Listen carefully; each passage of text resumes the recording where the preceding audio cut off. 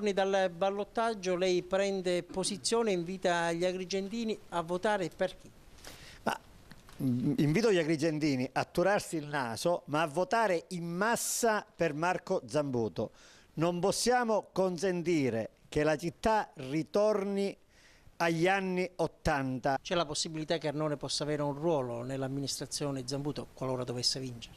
No, nell'amministrazione Zambuto Arnone non avrà un ruolo, nella realtà agrigentina avrà un ruolo. Sin d'ora dico che avrà un ruolo di rivendicazione degli impegni a favore della legalità assunti da Zambuto e smentiti poi dallo stesso Zambuto con alcune scelte che ha fatto. Già alla vigilia del voto del primo turno si è parlato di una tregua armata tra Arnone e Zambuto. Alla luce di questa sua nuova posizione, cosa c'era di vero?